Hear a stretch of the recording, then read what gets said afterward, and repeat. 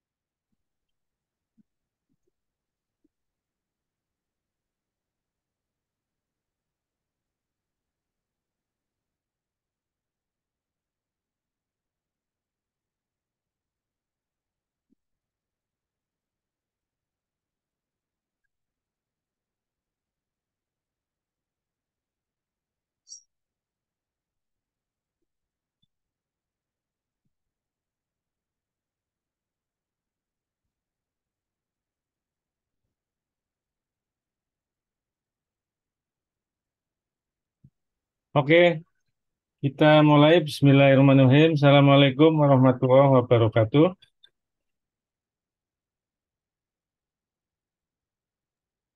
Waalaikumsalam. Selamat Waalaikumsalam warahmatullahi wabarakatuh.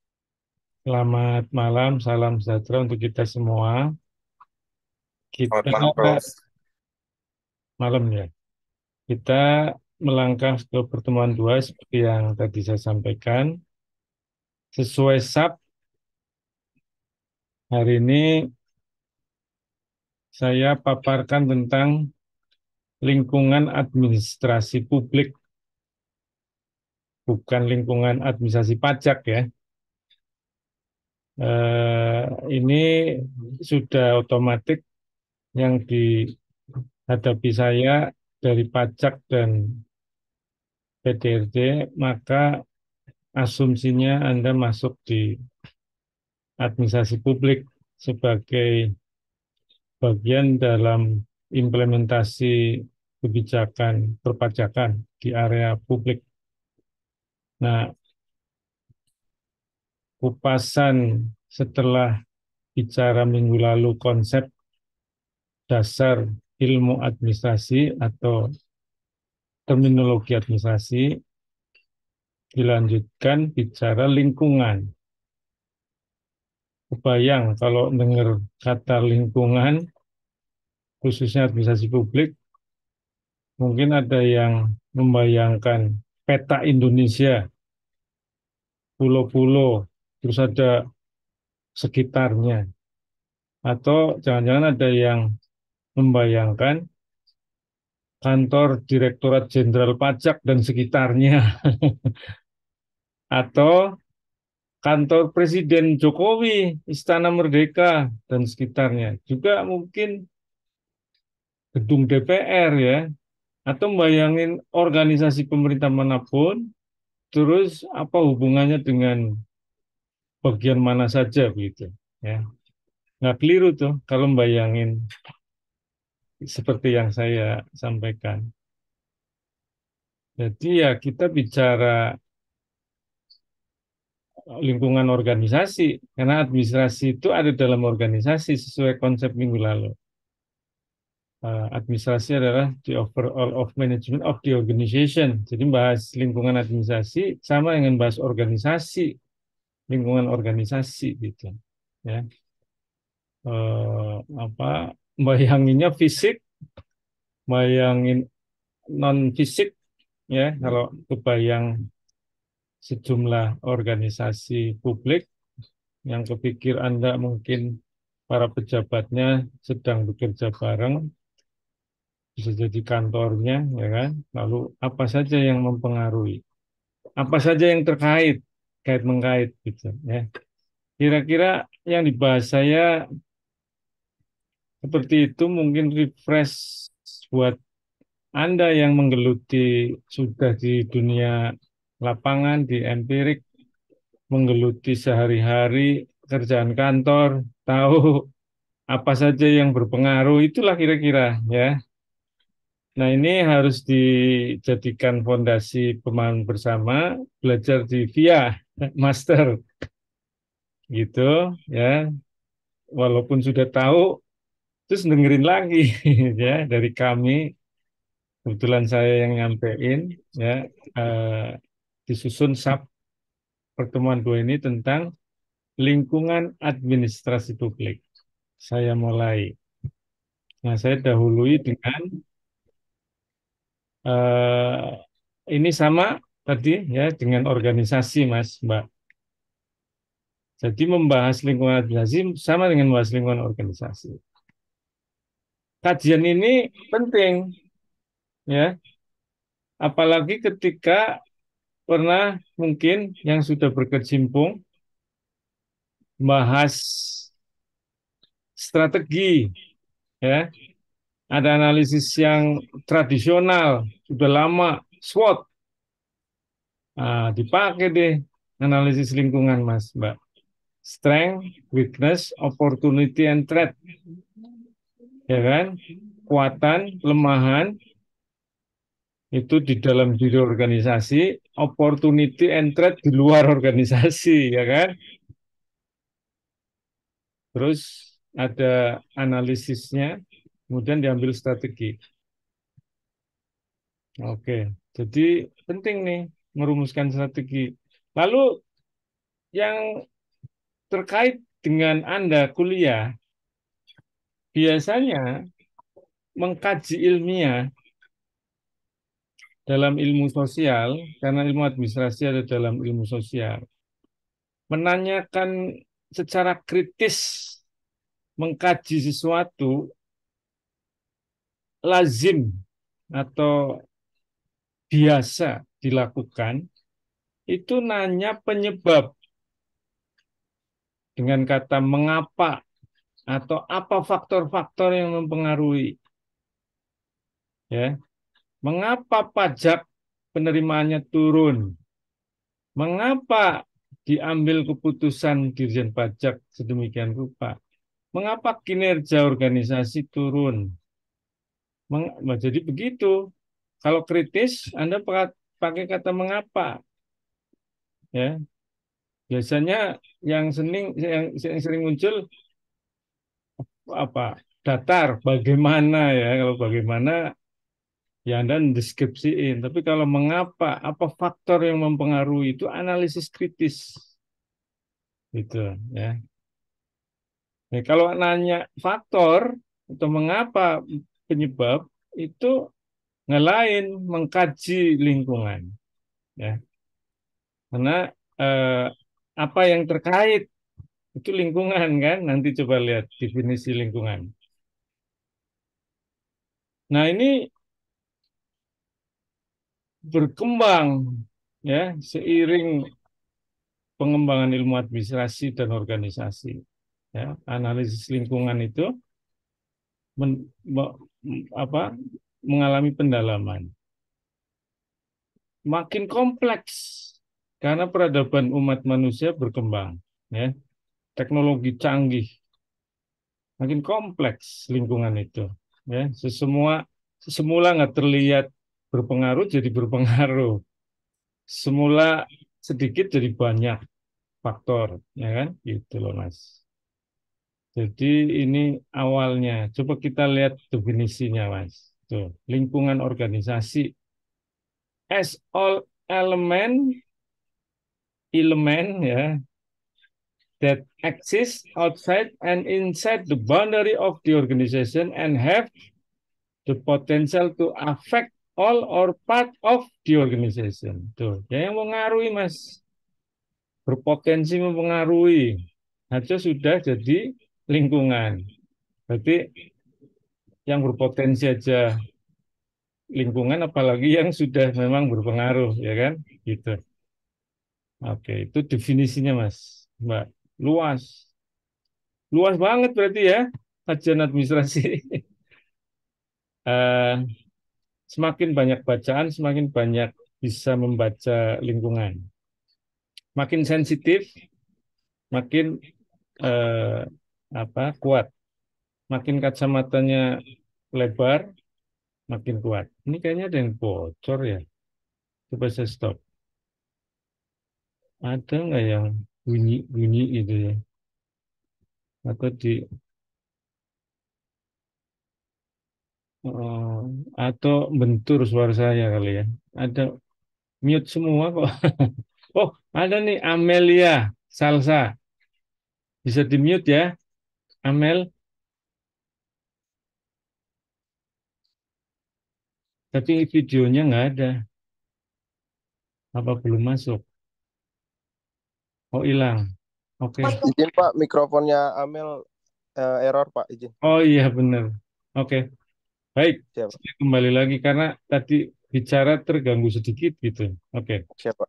Nah, itu namanya saya sensitif, Mas, terhadap lingkungan. Baru saya contohin.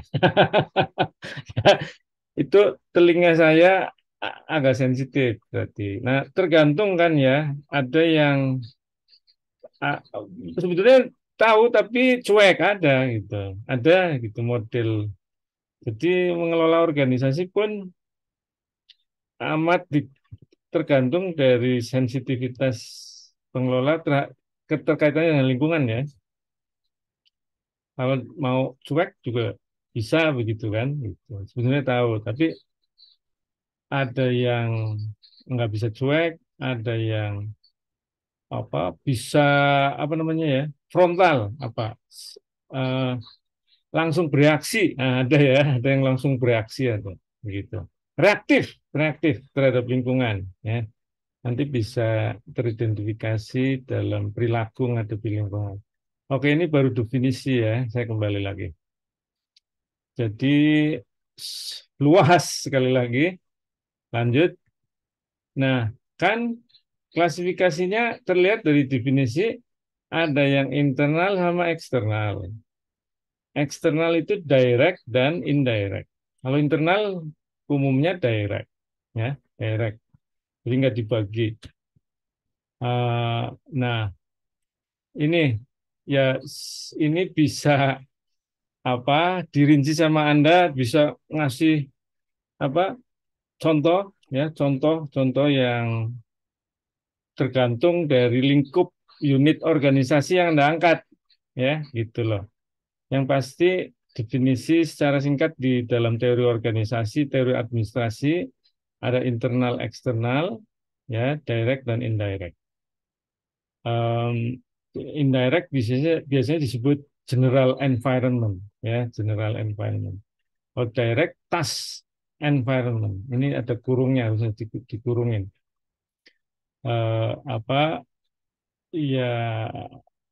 Apa ya kadang-kala kita sulit ini langsung apa nggak langsung lah itu yang akhirnya perlu ketajaman ya. Pada suatu saat langsung, satu ketika jadi tidak langsung atau sebaliknya dinamika Pak, ada dinamika lingkungan gitu. Sebetulnya tadi juga boleh ngomongin yang reaksi atau tidak reaktif ya, antisipatif, reaktif. Nah, itu perilaku orang menghadapi lingkungan. Panjang ya, tetapi ini kelihatannya di dalam definisi dan klasifikasi soal lingkungan hanya sampai sini, terus kemudian saya ngerujuk beberapa pakar ahli lingkungan yang menginspirasi administrasi publik. Nah, ini lanjutannya soal pengantarnya untuk ke pakar-pakar. Ya, jadi di ilmu administrasi bicara lingkungan itu udah lama, Mas, Mbak. Bahkan jadi mazhab, jadi approach setelah dikotomi continuum, terus behavioral science, itu mazhab keempat itu mazhab ekologi. Saking ya, saya tulis. Saking banyaknya pakar administrasi yang menyukai melihat lingkungan. Kajiannya itu lingkungan. Jadi kalau mau ikut gerbongnya saya ahli tentang lingkungan kayak gitu. Ya. Nah, tokohnya terkenal banget sampai hari ini sudah meninggal. Fred W. Rick, ya, tokoh ekologi administrasi publik. Ini orangnya, Mas. Tuh, ya. Dia profesor emeritus di Hawaii University. Pionir modeling karena lingkungan terus dimodelkan apa aja yang berpengaruh, dia bikin model. Lalu dia dikenal juga komparasi karena lingkungan untuk lihat signifikansi harus bandingin objek studi yang equal, apple to apple gitu ya. Gitu. Lalu suka kalau dalam konteks makro negara berkembang yang dia lihat ya. Jadi dia ahli negara berkembang. Sebelum saya lanjutkan mungkin ada yang mau diskusiin definisi gitu. Enggak? Cukup? Lanjut ya. Oke. Nah, ini mungkin waduh pajak belajarnya lingkungan agak jauh. Nah, nanti Anda me- kalau ngaitin bidangnya Anda yang paham, lebih paham dari saya, itu kira-kira pajak itu apa saja faktor berpengaruh. Begitu, singkat. Ya, jadi tetapi kan bagaimana disiplin mempelajari lingkungan itu yang ingin kita coba samakan di antara kita semua sehingga nanti tarik ke pajaknya oleh Anda sendiri. Saya mau meneliti faktor yang mempengaruhi kebijakan pajak gitu loh ya. Anda mau trade objeknya, terus boundariesnya bisa dibatasi dengan formulasi ngelihat para pakar berpendapat tentang objek itu, terus pasti kan clear. Nah, berarti ada faktor di luarnya, faktor di dalam yang berpengaruh gitu. Nanti pada akhirnya waktu nyusun karya ilmiah ke bidangnya Anda. Oke, saya lanjutkan. Rick, ya di publik ini cocok untuk anak publik, cocok banget. Kalau pajak mohon direfleksikan nanti. Nah, ya Rick, Rick itu menariknya karena dia modeling itu dikenal awal mula setelah riset ekologisnya kemana-mana, termasuk atau terutama di Amerika, dia bikin model namanya giroskop. Giroskop, ya. Giroskop itu satu apa eh, terminologi yang menggambarkan mesin mesin sebuah kendaraan, ya. Nah, lalu dia refleksikan untuk lihat administrasi publik. Jadi administrasi publik di tengah-tengah, lalu dihubungkan dengan rantai, dikelilingi oleh berbagai faktor yang berpengaruh saling tergantung. Nah, disebut sebagai giroskop. Nah, gitu Mas. Ada faktor-faktor yang di Amerika berpengaruh terhadap administrasi publik Amerika. Ada gambarin seperti ini, Mas. Faktornya dulu. Apa aja? Kata dia 5. Nah, ini Mas. 5 ini. Jadi di tengah administrasi publik, 5 di pinggirnya itu ini political system, ideologi, komunikasi, social structure, and economic foundation. Nah, Pak Pamuji muridnya beliau langsung dari Indonesia, belajar di PDN profesor, ya. Dia langsung berguru sama Frederick dari Indonesia. Cuma dia belajar pemerintahan di kalau nggak di Unpad, ya, sepertinya di Unpad. Lalu jadi guru atau di PDN langsung ya dari sejak S1-nya. Coba profesor di PDN. Nah, ini di Indonesia kan, ya kan, Indonesianya. Nah, gambarnya ini Mas oleh Pak Pamuji digambarin pakai panah, sebetulnya gerigi. Itu hubungan-hubungan antar lingkaran, itu pakai gerigi. Dan digambarin bergerigi gitu Mas, pinggirnya nggak bulat mulus gitu, nggak. Ya, gerigi. Anda gambar kalau bisa pakai, tahu pakai apa, hubungannya pakai gerigi-gerigi Mas. Ya. Nah, disebut model keseimbangan, equilibrium model. Kalau salah satu berputar, ya, maka Anda bayangkan semua akan berputar, Mas. Itu faktor berpengaruh sistem administrasi. Sistem administrasinya apalagi kalau berubah, ya maka berubah semua. Satu berubah, berubah semua, begitu. Jadi di Amerika yang pokok itu 5 itu, yang terhadap sistem administrasi publik menurut Reid. Ya, menurut Reid 5 ini. Pergantian presiden, ya, sistem politik. Bagian kecil dari sistem politik, berubah dikit, truk, berubah semua, Mas. Tuh, berubah semua. Ya, ideologinya berubah, jos gitu. Bahkan akhirnya karena Amerika itu polisi dunia, mempengaruhi dunia ya. Hebat ini. Ya, ini dipakai oleh murid-muridnya Rick untuk motret negara-negara di mana dia hidup, terus dia karena belajar di Amerika disuruh pakai model ini. Suruh teliti ya. Apa kira-kira di negara Anda? Wah, udah diformulasikan. Tapi di Amerika Rick memformulasikan ini. Nah, kira-kira kalau sistem pajak apa? Ya kan? Gitu loh Mas, Mbak. Kira-kira. Nanti harus ada, karena kita belakangan, maka harus ada rujukan. Misalnya Anda ngomong pajak dipengaruhi oleh keadaan ekonomi. Pasti kan banyak pakar yang ngomong ekonomi berpengaruh terhadap pajak tuh. Anda rujuk di bab 2. Terus apalagi nanti terakhir di bab 2 Anda bikin model faktor-faktor pola hubungan antar faktor yang mempengaruhi pajak. Kenapa Anda berelaborasi, diskurskan soal ini? Karena di pertanyaan penelitian bab 1 Anda nanya, apa faktor yang mempengaruhi pajak ini? Gitu. Kenapa Anda meneliti pajak itu? Latar belakangnya ada masalah. Pajak itu bikin ribut, konflik, apa penurunan penerimaan negara, macam-macam gitu. Sehingga Anda nanyain pajak itu. Gitu. Apa yang mempengaruhi pajak itu? Lalu bab 2-nya Anda gitu.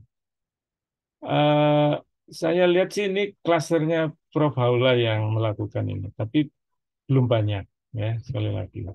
Ini saya mau lanjut. Eh, Nah, kan ini tuh Mas, penjelasannya Rick.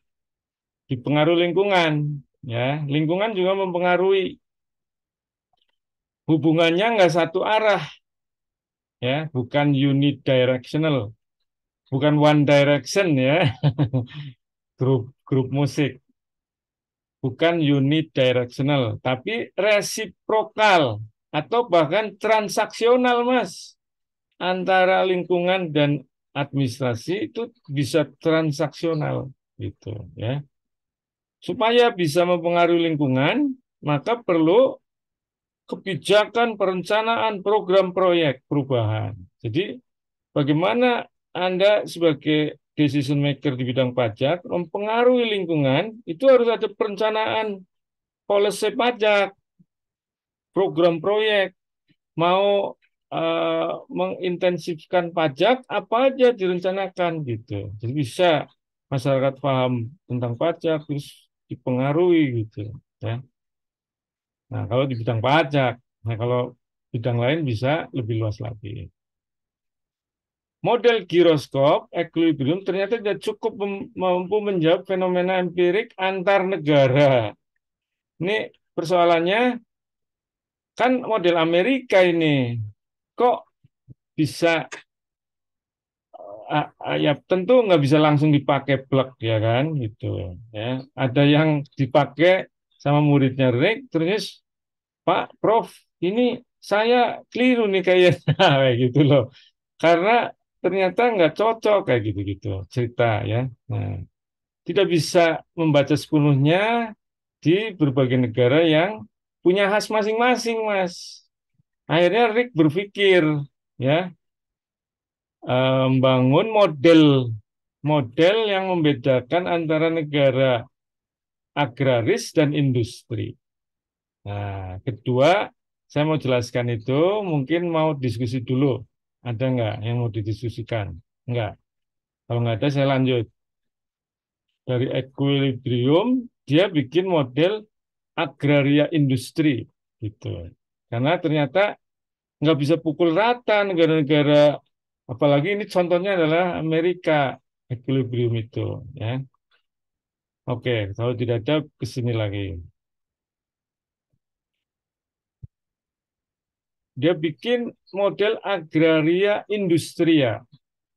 Karena berasumsi bahwa, itu gara-gara Anda ngangkat contoh kasus di negara-negara agraris, sementara kawan Anda industri, dan ini modelnya saya, Amerika industri.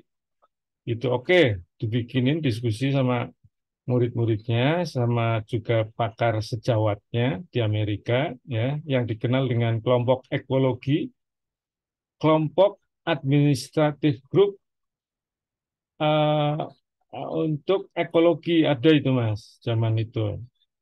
Dan ada kelompok komparasi, ya, gitu loh. Nah, lalu dia diskusikan, muncul model ini. Faktor agraris industria itu berbeda antar negara industri dan negara agraris. Jadi giroskopnya disesuaikan, ya, gitu loh. Rick membedakan antara negara agraris dan industrialis. Giroskop tidak begitu saja dipakai, ya. Jadi model ini muncul, gambarnya seperti ini, Mas. Oh, ini apa namanya, bahasa Inggrisnya ya, bahasa Inggrisnya. Jadi agraris industrial lewat aja. Nah, ada submodel di bawahnya. Jadi gambarnya aja langsung. Nah, ini Mas, ini langsung gambarnya aja. Penjelasannya agak membingungkan kalau nggak dijelaskan gambar ini. Jadi Rick melihat bahwa negara agraris sama industri memang beda giroskopnya. Nah, negara agraris itu dianggapnya lebih di belakang dari industri, itu satu. Maka ada panah ke sini, Mas. Kalau berkembang, maka pasti dari agraris ke industri. Nah, kata Pak Rick, nggak mungkin setelah industrialisasi balik lagi jadi agraris. Maka nggak ada panah balik, Mas. Nggak ada panah balik.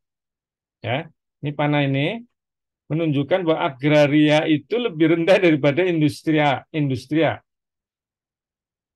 Makanya sejak tulisan ini berkembang, Mas, di dunia ini rame-rame industrialisasi untuk pembangunan. Gara-gara tulisan ini, ya, industrialisasi. Nah, model agraris dua sub, birokratik imperial sama feodal. Jadi negara-negara agraris itu cirinya kalau enggak birokratik imperial, feodal, dikuasai raja, kalau enggak udah dirubah birokrasinya tapi masih imperial, imperium. Gitu loh. Feodal kalau enggak imperium. Gitu, ya. Nah, kalau feodal imperium bisa bolak-balik. Kadangkala gara-gara pembenahan kehidupan feodal jadi imperial. Rusak jadi kembali lagi ke feodal, bisa begitu. Tapi once begitu industrialisasi, imperial itu bisa jadi demokratis.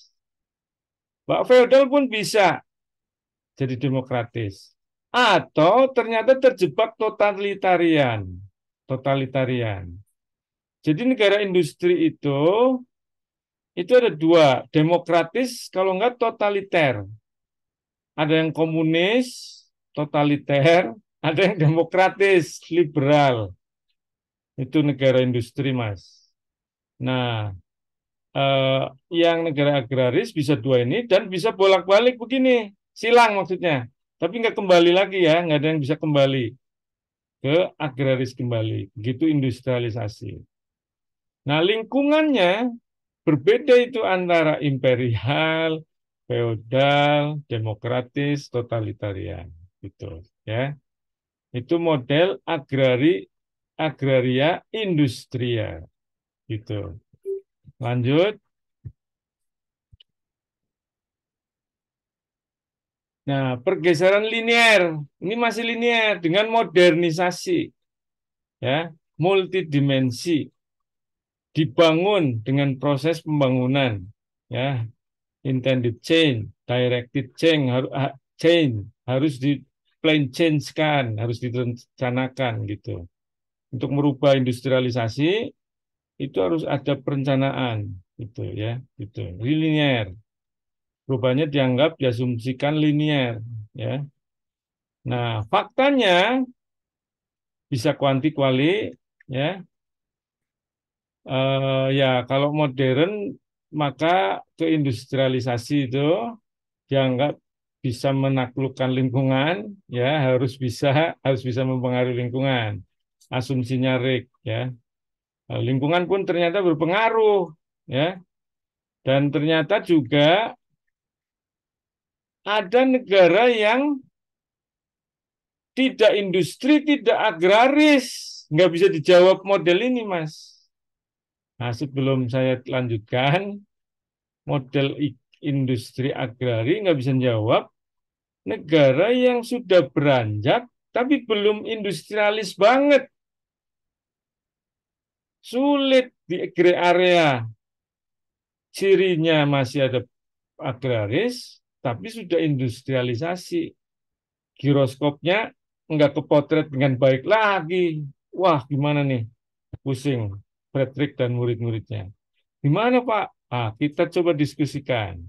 Sebelum ke model terakhir dari Rick, ada yang mau nanya nggak? Giroskop sama agraris industri. Silakan. Ini karena udah langsung implementasi dari teori ekologi ya, lingkungan di administrasi publik. Sudah lama oleh Pak Rick ya dipakai untuk melakukan proses perubahan karena memahami lingkungan gitu. Silakan, nggak ada? Kalau Ya, nggak ada, Prof. oh silakan nih, siapa? Rian, Prof. Mas Rian, silakan Mas Rian. Siap. Izin bertanya sih, Prof. Karena kan tadi sebelumnya itu dikatakan kalau tidak mungkin ketika sebuah negara agraris eh, ketika sebuah negara agraris beralih ke industrial, tidak mungkin negara Kembali tersebut lagi. kembali ke masa agrari lagi ya, ya Prof ya tadi yang saya tangkap. Asumsinya Nah, Rick begitu. Terus oh gitu. Ah, saya masih agak bingung berarti se-strict itu ya Prof untuk ke sebuah negara ketika sudah industrial maka dia tidak akan bisa kembali ke masa agrarisnya dia. Sedangkan jika negara tersebut terlalu bergantung di sumber daya alam, apakah itu tidak menjadi negara tersebut dapat menyesuaikan dengan zaman. Ketika dia tidak menyesuaikan dengan zaman market untuk industrinya, apakah itu tidak memberatkan suatu negara ya, Prof? ya yang pasti kalau sekarang ada pembagian kerja dunia juga seperti Jepang sudah industrialisasi, Anda bisa lihat bahwa agrarianya juga maju walaupun tidak dominan gitu. Tapi dia tidak kembali lagi menjadi negara agraris. Kalau negara agraris asumsinya eh, model Rick ini kan yang dominan gitu. Kembali dominan agraria kan sulit ya. Fakta empiriknya juga kalau kita pikirkan juga eh, apa menghancurkan mode of production dari masyarakat. Misalnya Kerawang atau eh, eh, Pulau Gadung yang sudah industrialisasi itu dikembalikan lagi menjadi agraris. Kebayang nggak? sulit gitu. Apalagi sebuah negara. Nah, maka ketika soal ketergantungan sumber daya alam itu harus benar dibaca, walaupun industrialisasi, tetapi tetap tidak goyang dalam ketergantungan kita kepada sumber-sumber bahan alam ya gitu loh. Nah itu kayak Jepang, kita bisa nyontoh Jepang. Industrialisasi gencar banget, tapi dia perekonomian modernnya jalan. Perekonomian, pertanian manajemennya, pertanian modernnya jalan gitu. Sehingga nggak goncang ya, nggak perlu balik menjadi agraris, tapi tetap dia kuat dalam sektor agrarianya gitu. Nggak dominan lagi, tapi nggak tergantung sama negara lain. Itu Mas. Siap. Terima kasih, Prof. Yang lain, monggo. Indonesia dilihat data kan hantaman krisis global, kenapa kita patut bersyukur. Kenapa nggak besar efeknya, signifikan karena ekspor impornya kan nggak menjadi apa masalah ya. Kita pembagian kerja dalam negerinya secara sadar atau tidak, saya bilang secara sadar atau tidak ya. Karena kan kita pengennya ekspor kuat dong, ya ekspor kuat gitu. Tapi ternyata ngandelin pasar dalam negeri cukup, seolah cukup lah. Akhirnya hantaman krisis global kan nggak terlalu menurut pakar ekonomi. Ya. Nah, terus kita tahu juga bahwa kekayaan alam Indonesia luar biasa. Kalau kita mencukupi diri sendiri untuk sendiri, sebetulnya juga akhirnya semakin tidak akan kehantam krisis global. Kalau kita mampu membuat produk advance sendiri, mobil, apa aja yang di atas pertanian sendiri bisa, itu lebih-lebih lagi, ya. Jadi kita sebetulnya bisa menjadi ancaman internasional ya kalau kita mandiri betulan, berdikari seperti yang diinginkan Pak Karno. Ya, negara lain bisa takut itu. Yang takut pertama Australia, negara tetangga, Singapura, Malaysia begitu. Karena kita nggak butuh Anda. Saya pasar dalam negeri sudah selesai gitu. Nggak butuh juga apa-apa dari luar negeri. Ada semua di Indonesia. Tapi kita sedemikian rupa tetap ada perdagangan internasional yang alhamdulillahnya kita nggak terlalu tergantung hitungan pakar ekonomi ya, bukan saya. Saya dengerin saja dan membaca. Ya, jadi hantaman krisis global enggak terlalu yang belakangan. Saya nggak paham pada saat Soeharto itu dihajar dolar naik, luar biasa bisa jatuh, tapi memang kelemahan juga kepemimpinan Soeharto saat itu sudah saatnya kali ya, dan sudah lewat, sudah takdir Tuhan juga. Oke, saya lanjutkan.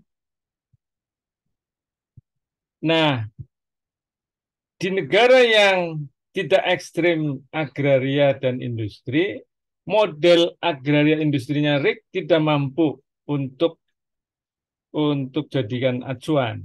Sehingga RIK bikin model baru namanya Prismatic Society. Prismatic Society, ya. Karena ada realita ini, Mas. Sulitnya mendata realita bahwa negara cirinya tidak ekstrim negara agraris yang disebut fused society dan negara industri yang disebut refracted society. Lalu mengembangkan masyarakat prismatik. Ini model ketiga. Prismatic society. Jadi ada model masyarakat prismatik yang ketiga ini disebutnya. Apa cirinya? Masyarakat tengahan itu namanya prismatik, diciriin oleh heterogen, formalisme overlapping, kata Rick. Ya, dia langsung ke ciri-ciri masyarakat prismatik aja. Ya, dalam membangun model yang terakhir, akhirnya beliau karyanya yang monumental tiga itu Habis itu bicara-bicara tentang pembangunan sampai di usia tuanya dan meninggal. Tapi tidak ada model setelah prismatic society ini, tidak membuat lagi yang baru. Sampai hari ini hanya ini yang dibaca banyak muridnya. Buku-buku berikutnya buku tentang pembangunan, bagaimana program proyek gitu. Ya. Nah kalau model sampai yang ketiga ini selesai. Jadi tengahan itu yang nggak kebaca agraris industri itu cirinya heterogen, formalism, overlapping. Apa maksudnya? Nah ini bahasa Inggrisnya. Sama aja yang tadi saya ulang lah gini. Oke ini bahasa Inggrisnya. Nah gambarnya ini, ya gambarnya. Ada yang fuse. Fuse ini berpendar prismatik. Ini agraria di kiri yang fuse ini paling kecil ini sebetulnya di sini. Agraria Society. Prismatik itu yang antara ini, yang berpendar. Yang industrial, refracted, diffracted itu yang ini, paling ujung gitu, berpendar. Sudah spesialis, ya. Masyarakatnya sudah banyak struktur, karena itu sudah industrialisasi, banyak jenis pekerjaan, ya. Nah, heterogen maksudnya apa? Ini tulisan Inggrisnya. Masyarakat prismatik itu banyak macam, heterogen, ya. Ditandai dengan ada apa kehidupan yang sudah modern, yang tradisional muncul. Nah, itu heterogen. Jadi ada traditional feature, ada modern feature, gitu, ya. Heterogeneity. People are not integrated but divided on line of religion. Ada agama, ya macam-macam, ya Western, ada rural, ada urban, ya gitu. Heterogen di masyarakat prismatik. Lalu formalism, ini yang unik.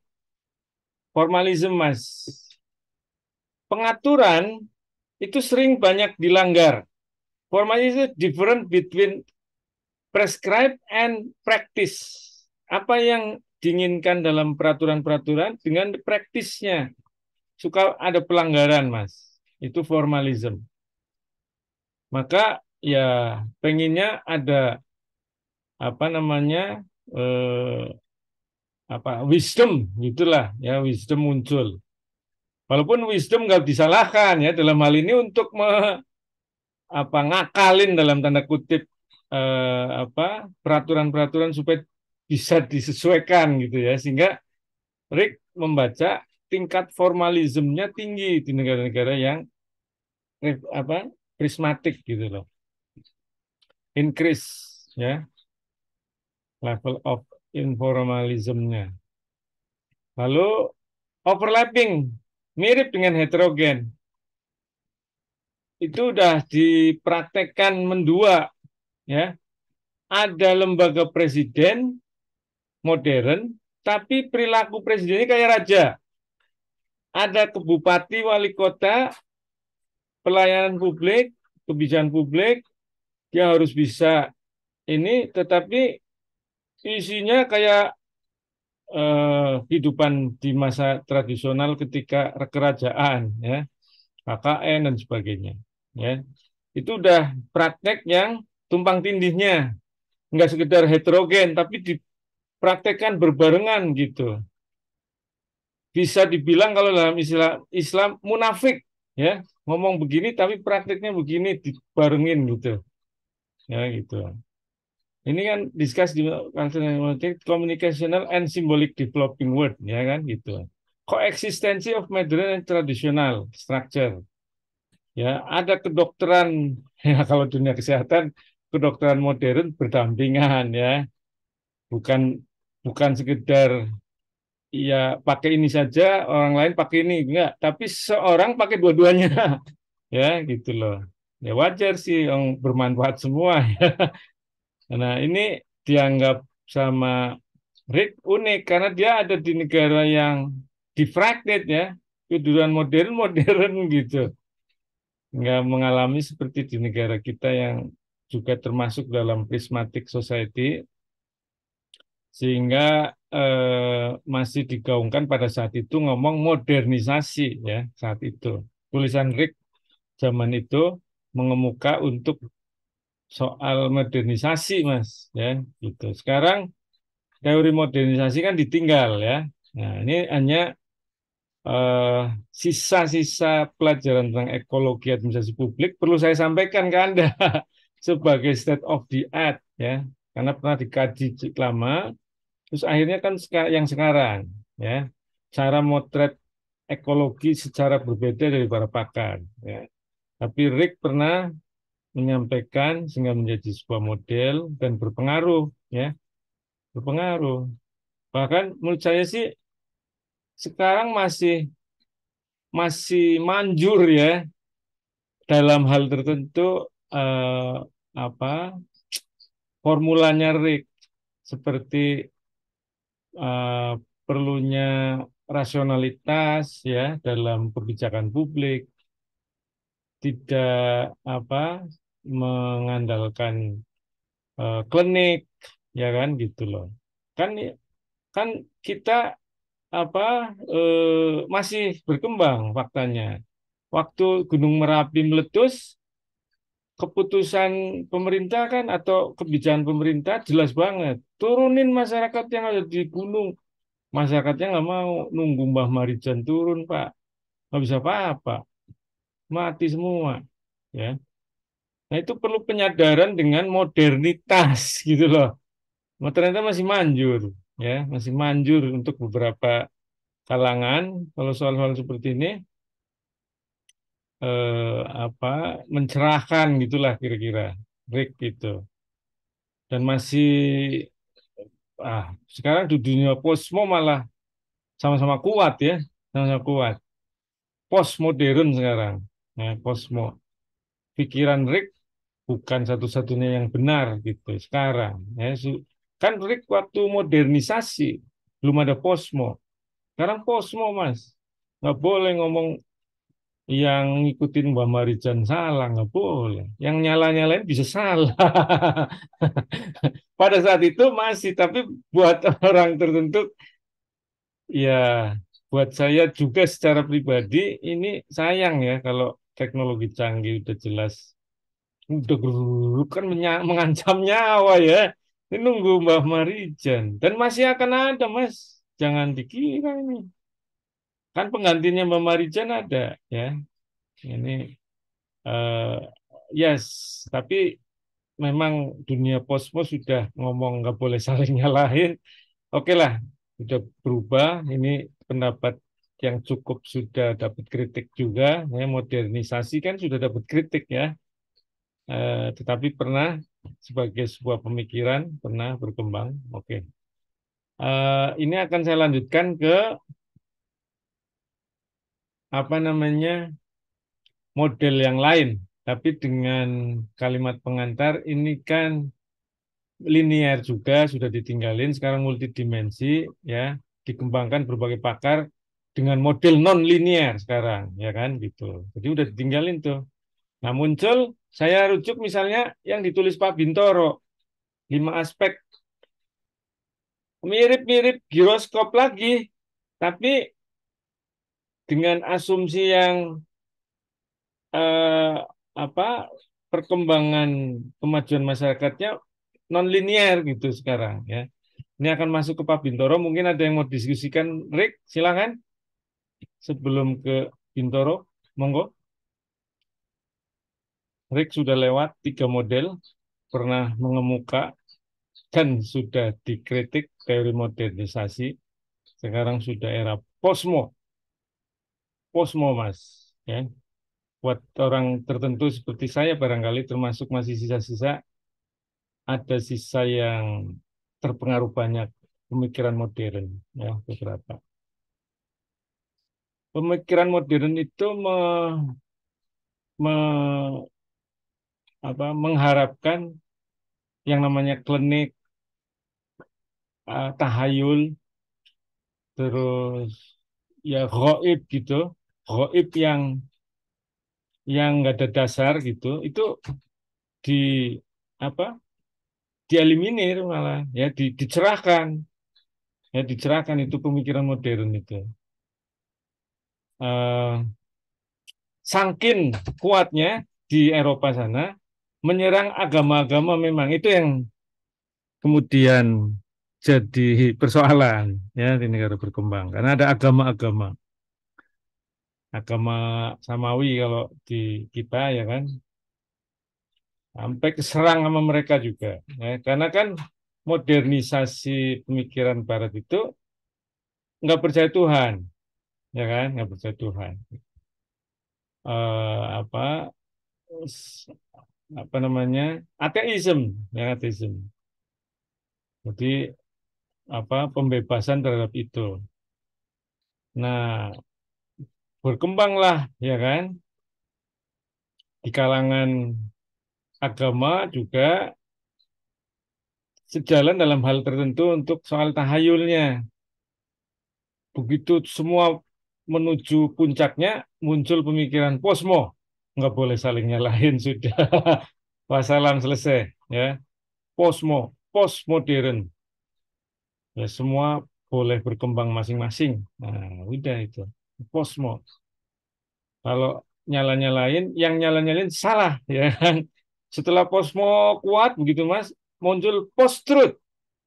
Yang salah kayak benar, yang benar kayak salah sekarang ini. Ya, oke. Oke, kalau nggak ada pertanyaan saya ke Pak Bintoro. Pak Bintoro bikin model 5 aspek mirip giroskopnya Pak Rik. Nah, saya lanjutkan. Gini Mas, tuh ya. Jadi dalam administrasi publik ada di dalamnya termasuk akhirnya berpengaruh ke luar lingkungan eksternalnya, itu adalah ada institusional, politik, ekonomi, ilmu teknologi, sosial budaya. Itu kan antara internal dan eksternal. Ya, institusi juga, organisasi bisa di internal, tapi value bisa di luar. Ya. Itu administrasi publik 5 ini kata Pak Bintoro. Non-linear, ya berdinamika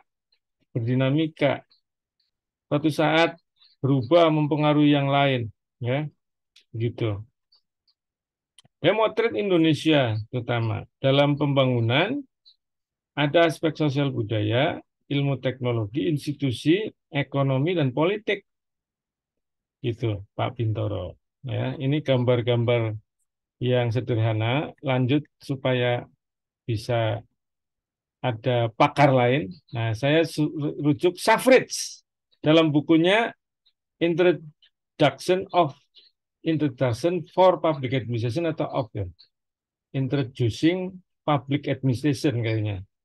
Yang menyederhanakan lingkungan administrasi publik hanya 2, Mas. Ini orang buat Safrits ya. Lingkungan faktor banyak banget, tapi yang paling penting untuk administrasi publik hanya 2, politik sama budaya. Yang lain dia anggap ceteris paribus, stagnan. Pokoknya politik sama budaya yang utama. Jadi kalau kebijakan pajak mau berhasil, cek politiknya sama budayanya. Sudah Mas bisa sukses.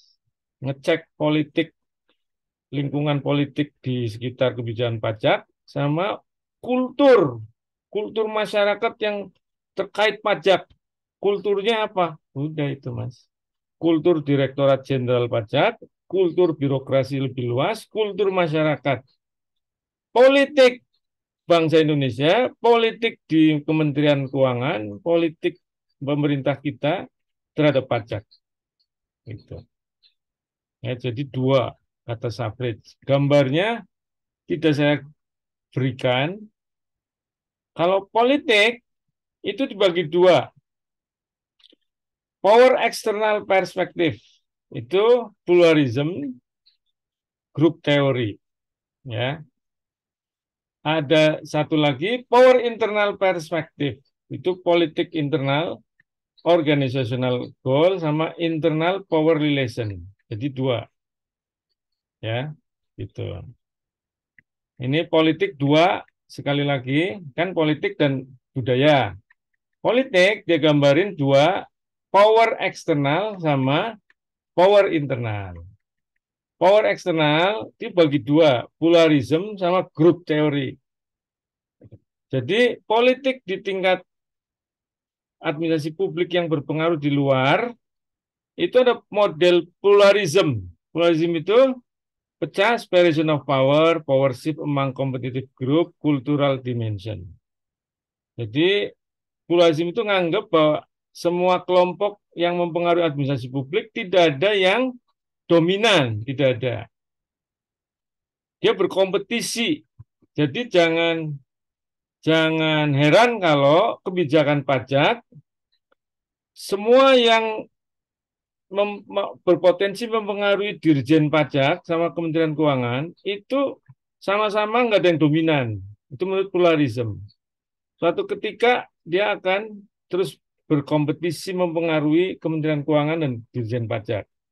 Supaya ada kebijakan yang sejalan dengan para kelompok politik ini.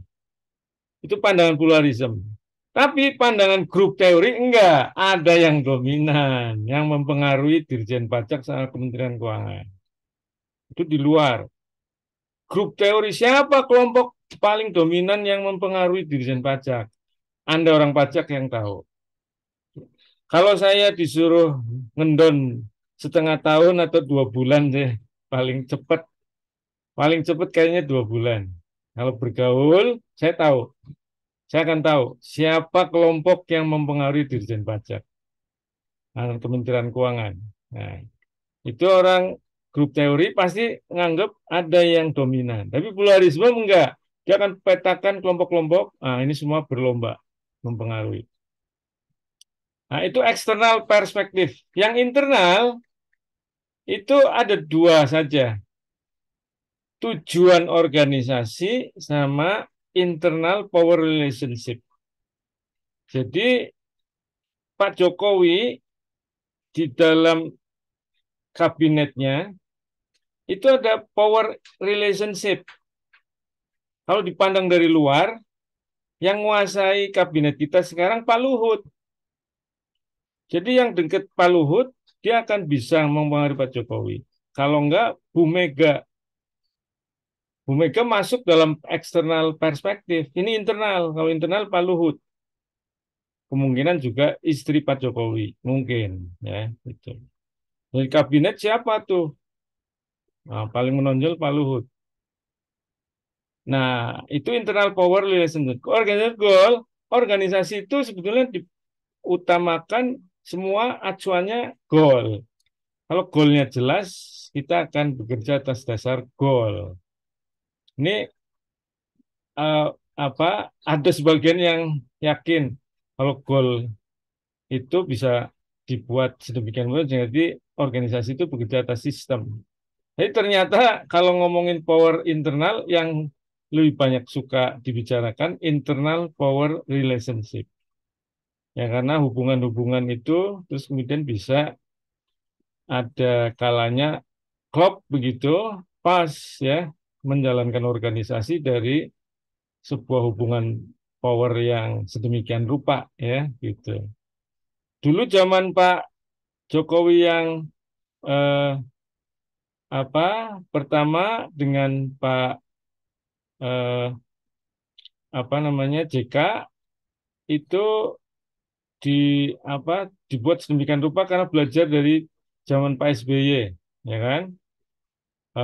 Kuat dominan JK. Pak Budiono masuk, udah aman ya kan, Pak SBY yang dominan. Masuk ke Pak Jokowi, pakai JK lagi, udah tahu pengalaman, jadi dikasih peredam. Diangkatlah Pak Kiai udah oke, tenang. Pak Luhut yang dominan. Memang begitu Pak, beda antar kepemimpinan dengan kepemimpinan tertentu bisa dalam organisasi internal power relationship-nya itu bergeser-geser gitu. Nah ini dinamika dan multilinier ya gitu loh. Itu suffrage ya. Nah yang budaya sama. Budaya juga ada budaya dalam dan budaya luar ya.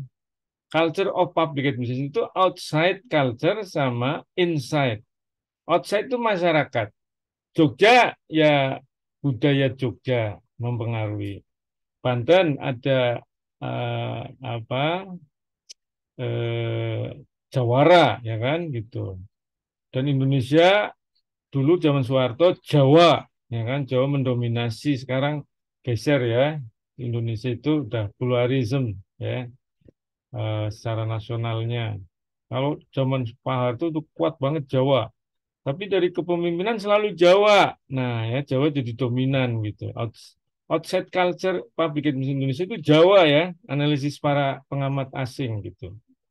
Nah, inside culture ya banyak pengalaman-pengalaman menentukan yang ngisi per sektor beda, secara keseluruhan juga bisa beda tergantung dari unit analisis Anda. Ya, inside culture, outside culture. Oke, lanjut. Ada pakar lain, ya, John M. Gauss di Farrell Hardy, di bukunya Farrell Hardy. Nah, ini faktor-faktornya, Mas. Menurut Felix Anigro, kalau yang John M. Gauss ini 6. Kalau Felix Anigro ada di situ, population, advanced physical technology, ya, terus semua ya disebut saja ini, nggak ada penjelasannya. Ini faktor berpengaruh menurut John M. Gauss. Felix Anigro, nih Mas ya, bukunya bisa di search di Google, muncul, lalu cari. Ya, dia ngomongin public administration, ini faktor yang mempengaruhinya Mas. Faktor ekologis. Ya bisa direfleksikan ke pajak Mas, Mbak. Jadi jangan ragu neliti ini jarang masih. Anda nelitinya ini, kakak kelas Anda itu pasal undang-undang pajak gitu loh. Jadi coba itu faktor, silakan, menarik. Prof Aula ini udah mulai. Ini Pak Pamuji, ya, faktor alamiah, faktor sosial, lalu dia gambarin seperti ini. Ya. Lalu dia nulis Pancagatra sama Trigatra apa ya, gitu loh. Dia jadi pengajar di Lemhanas. Prof Pamuji itu pengajar Lemhanas. S Pamuji nulis buku Ekologi Administrasi. Ya, dia nulis ini. Lalu digambarkan model seperti ini. Ada masukan, proses, luaran, lalu ada faktor lingkungan, sosial, Trigatra sama Pancagatra tuh. Pancagatra di bawah tuh. Ideologi politik ekonomi sosial budaya, Trigatra itu lokasi, keadaan, kemampuan penduduk. Mempengaruhi masukan, proses, luaran. Dia jelaskan di Lemhanas, dipakai sampai hari ini. Kalau Anda kursus Lemhanas, dapat ini Mas, Mbak, ya, dapat ini itu untuk memperlihatkan bagaimana menyiapkan ketahanan Indonesia. Ya, Prof Pamuji. Ini luar biasa di Lemhanas, pemikirannya dipakai. Ya, oke. Ada yang mau didiskusikan? Masih ada beberapa slide. Monggo, sudah 7:30. Nah, ya kan? Silakan. Ambarwati mau nanya?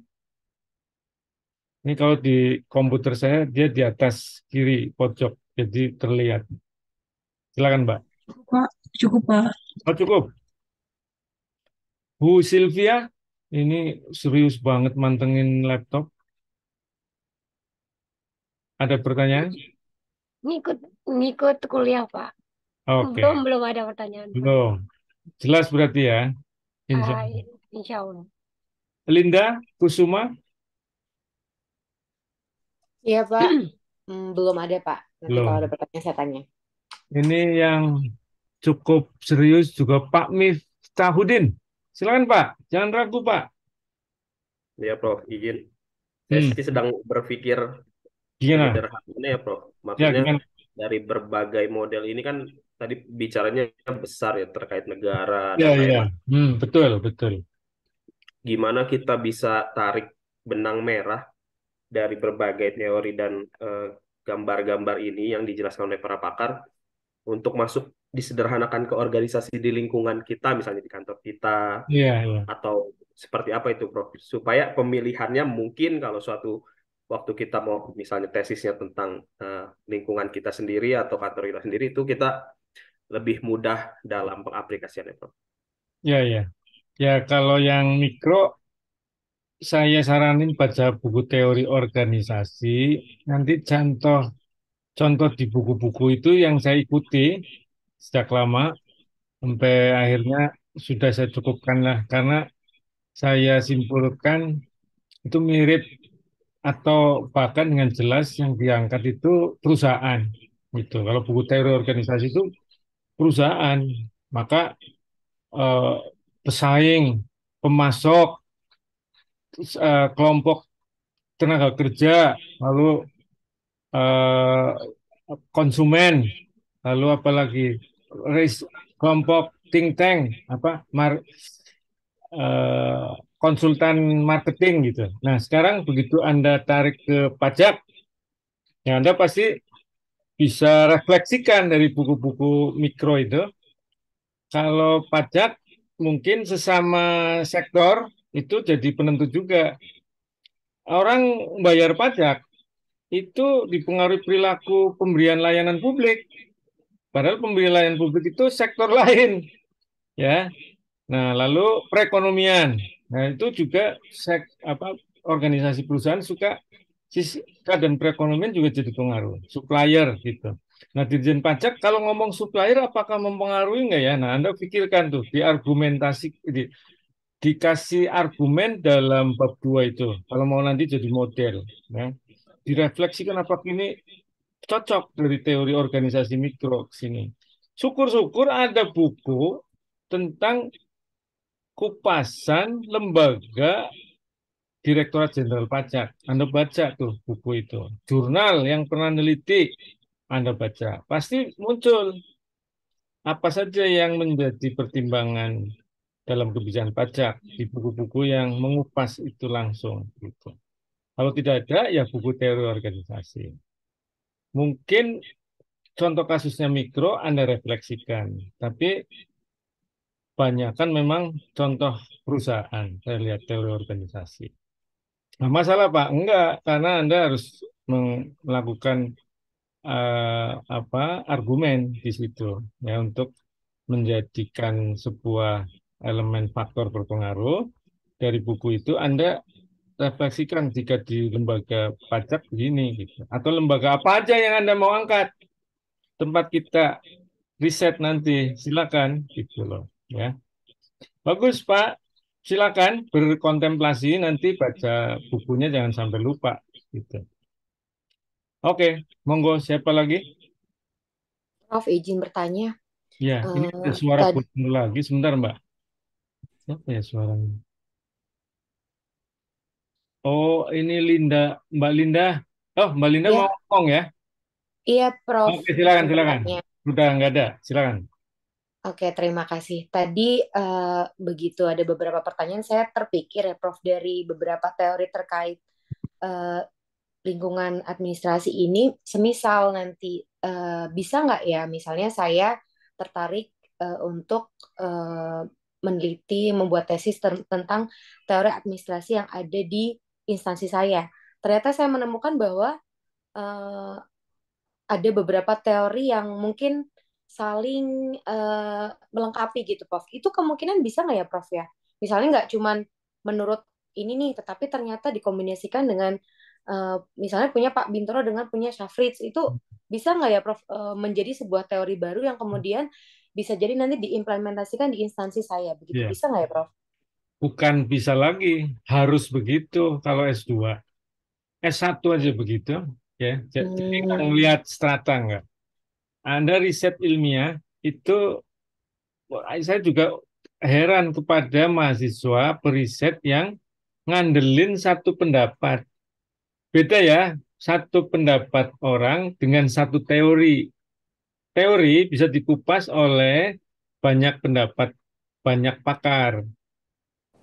Jadi silakan banyak pakar, jangan hanya satu. Walaupun satu teori. apalagi dua teori. Dua teori Anda blended.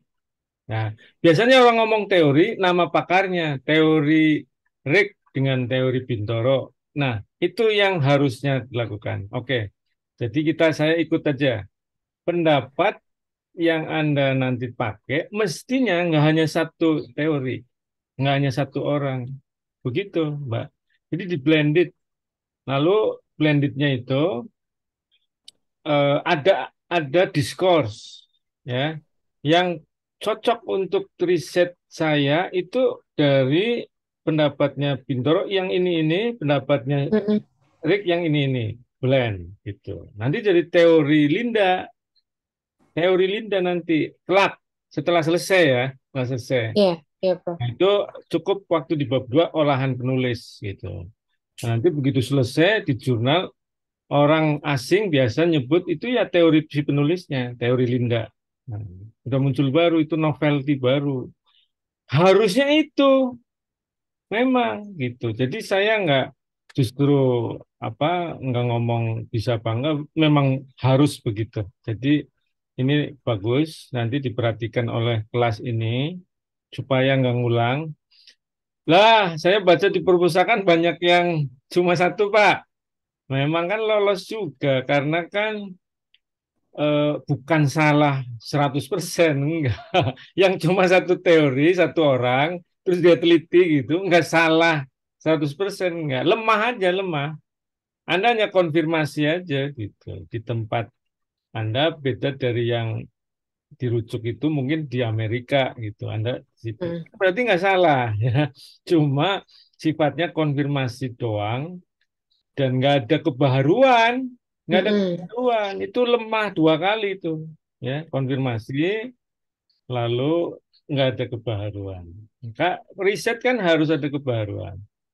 Cara kebaharuan yang lazim banget, nah saya kasih kata banget, itu memblended, Mbak, memblended 2, 3 pakar, nggak ada 2, 3 pakar silakan, gitu ya, dikemas ya ada racikannya, Anda menulisnya dengan argumen di bab 2 sehingga nanti dipakai menjadi model. Oke, Linda, good, Baik, Prof. Terima kasih, Prof. sama. Silakan yang lain. Nggak ada. Baik, saya lanjut. 1940. Udah mau di ujung ya kayaknya. Sebentar. Ya, ini banyak banget. Pak Pamuji itu Trikatra dan Pancakatra dulu. Lalu modelnya dia sendiri, input, konversi, output. Itu mirip David Easton. Ya, gitu. Jadi ada tuntutan, sumber-sumber dana, dukungan. Lalu struktur pengambilan keputusan, kontrol, ya kan, pengalaman yang ada di dalam proses konversi, terus jadi barang, jadi policy juga, ya. Nah, itulah luarannya. Tapi lingkungannya ada Trigatra sama Pancagatra, gitu, ya. Itu geografi, keadaan kekayaan alam, kemampuan penduduk, ideologi, ya kan, politik, ekonomi, sosial, budaya, hankam. Menggambarkan pengaruh luaran terhadap lingkungan dan dapat menjadi masukan. Nah, itu yang feedback ya, umpan balik gitu. Jadi ada umpan balik masuk. Kalau mau jelas di bukunya beliau, ini saya ambil. Lalu akhirnya kan antar negara terdapat perbedaan lingkungan. Ya, hasilnya harus dicatat bahwa pasti ada dinamika yang berbeda dalam manajemen kebijakan publik, dalam administrasi publiknya, ya kan? Ada faktor budaya, ideologi, sikap mental, gitu. Nah, Anda tarik nanti di masing-masing objek studi yang Anda refleksikan, ya sesuai unit analisisnya Anda. Nah, kini ngomong lingkungan sistemik multi apa linear, non linear, sorry, non linear multidimensi. Yang dikenal di dalam administrasi, ya, di teori organisasi juga sistem approach gitu. Ada teorinya. Sistem teori itu nyambung dari lingkungan, sistem teori. Karena kan hubungan antar faktor, hubungan antar lingkungan dan administrasi sistemik, sehingga muncul ada sistem teori. Ya. Views an organization as a complex set of dynamically intertwined and interconnected element, including input, process, output, feedback loop. Seperti yang ditulis oleh Pak Pamuji itu, sistem sudah pendekatannya. Pendekatannya sudah sistem dia, mengatur sistem teori. Any change in one element cause change in other element. Ya, gitu. Sistem teori. Lanjut. Nah, ini dipengaruhi oleh teori cybernetik Norbert Wiener 1948. Sederhana, ya. Ini rootnya sejak 1948 sudah ditulis. Input, proses, output, feedback. Terus, ya kan, sistemik. Gitu. Ya, diacu sama Pak Pamuji, Prof. Ami. Prof. Ami. Kalau Anda kenal, ada profesor publik di PIA, Prof. Ami Y.S. Rahayu. Ya, dia nulis buku Manajemen Nama Teori Organisasi. Dia juga nulis sistem teori. Merujuk ini, Wiener. Ya. Lanjut. Apa perspektifnya? Sebagai perspektif, sistem perspektif itu melihatnya dari stakeholder. Ya, kalau bicara perspektif, kalau sistem teori tadi gambarannya ada hubungan antara berbagai elemen saling tergantung. Ya, kalau perspektif maka dari stakeholder. Ya, bisa punya different perspektif, ada pattern, ya, gitu, ada pola, gitu loh. Ya berkembang karena ada aktor kan administrasi publik itu, maka bisa sistem perspektif muncul itu. Oke, lanjut. Nah ini sih harusnya awal ya. What is a system? A group of interacting, interrelated, and interdependent element forming a complex whole, ya kan gitu. Sistem adalah ya hubungan antar elemen, ya, ketergantungan, saling terhubung, membentuk satu kesatuan yang kompleks, ya, gitu. Konfigurasi hubungan antar bagian membentuk satu kesatuan yang berupa jejaring hubungan. Nah, ini bisa yang kedua. The whole is different from and greater than the sum of its part. Keseluruhan itu beda dengan penjumlahan semua bagian, bukan. Itulah hebatnya sistem, Mbak. Jadi membentuk sistem menjadi satu kesatuan, itu beda, Anda jumlahin antar bagian berapa jumlahnya, jadiin satu, jumlahnya berapa, beda. Nah, sistem itu bisa kemudian meledak hasilnya, ya, hebat. Kalau nggak sinkron, nggak harmonis, rusak. Rusaknya hebat banget, rusak, hancur gitu. Kalau saling konflik, maka rusak betul itu sistem. Ya. Maka sebelum rusak biasanya ada sistem alert. Ini bahaya nih. Nah, itu harus diperbaiki itu. Kalau sistemik tahu tuh segera gitu. Ada mitigasi gitu ya. Jadi sistem itu hebat tuh. Saling tergantung, saling terhubung itu. Alert kalau ada konflik, mestinya gitu ya. Sistem approach tadi ya, ngubuk winner ini Prof. Ami nih yang nulis ya, ada dalam teori organisasi, input, proses, output, bahkan sampai outcome, feedback. Ini yang digambarkan Prof. Ami di bukunya nih, Mas Mbak. Ya, in the system approach to management administration, the organization is seen as a unified system made up of many interrelated parts and interdependency each other. Gitu ya. Oke, lanjut. Ada batas. Batas sistem apa aja? Bisa lokasi, organisasi, fisik, konsep, intangible yang nggak kelihatan, natural or man-made. Nah, ya bisa alamiah, buatan manusia, ya. Ini batas-batas ya sistem. Bagaimana bisa Anda konstruksikan, ya, gitu loh. Yang dimaksud sistem yang sedang dikupas apa? Nah, ini batasnya bagaimana dibuatnya, ya. Para konsep intangible, berupa organisasi, ya, dan lainnya. Oke. Hubungannya, nah, ini kok atas dulu ya, bawah dulu. Nah, koneksinya, interkoneksinya itu bisa flow of information, flow of funding, uang, client referral, clientship, kolaborasi, family, community, social network, ya. Itu sistem tuh, Mas. Bisa uang, bisa informasi, biasanya informasi ya. Informasi udah jadi darah ya dalam sistem.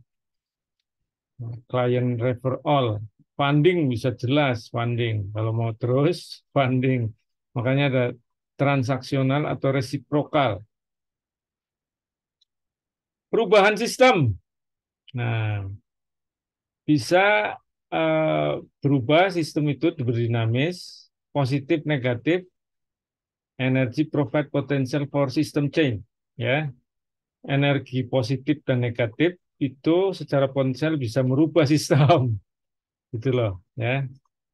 System difference generate creative tension or energy within a system, ya. Ya bisa perbedaan sistem itu bisa mengenerate. Maka kan kita hubungan antar sistem kan bisa kemudian bersentuhan, akhirnya siapa mempengaruhi apa begitu kan? Karena kita sudah open kan, globalisasi gitu. Walaupun tadi Indonesia relatif tidak, tapi tetap aja dipengaruhi kan. Siap-siap nunggu bagaimana reaksi dunia sedang jalan ini kan, gitu. Harus diantisipasi tetap, ya. System change itu shift in pattern, bisa polanya, bisa relationship-nya, bisa batasnya, bisa fokus, waktu, event, perilaku, ya, over time and space. Itu system change, Mas, Mbak. Tipologi sistem change, dinamikanya itu bisa random, organized, adaptive. Tuh, ya. All three system dynamic can be present in complex situation. Bisa di dalam situasi yang kompleks.